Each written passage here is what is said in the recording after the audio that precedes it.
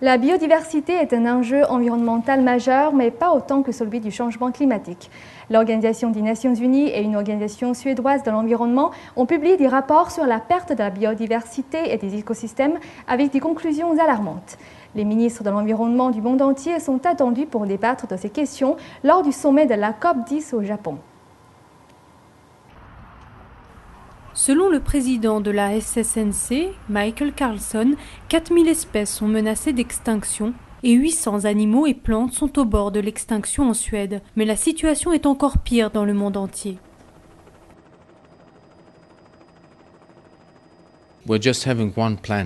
Nous n'avons qu'une planète, mais le mode de vie en Europe, et plus encore en Amérique du Nord, semble croire que nous avons 3 ou 4 planètes. Nous sommes dépendants des combustibles fossiles, et nous utilisons les écosystèmes à des degrés tels qu'ils ne se renouvellent plus. Selon le rapport, la recherche montre que s'il n'y a pas assez de biodiversité, cela aura une incidence sur le climat. Les forêts peuvent absorber les émissions de carbone, mais seulement dans une certaine mesure.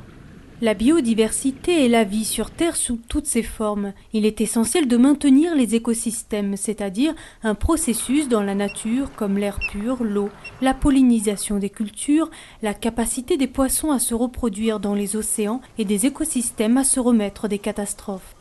Le rapport SSNC souligne d'ailleurs que le coût du non-respect de la biodiversité sera supérieur à celui de la récupération des pertes après la dégradation de l'environnement ou des catastrophes. Un exemple est l'industrie de la pêche où près de 80% des zones de pêche marine sont surexploitées. Le rapport des Nations Unies estime que le coût annuel de la perte des écosystèmes est l'équivalent d'une crise financière.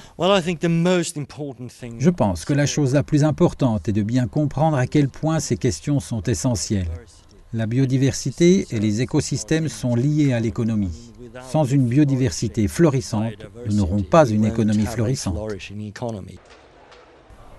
Au début du nouveau millénaire, l'Union européenne et les Nations Unies avaient pour objectif de mettre fin au déclin de la biodiversité en 2010.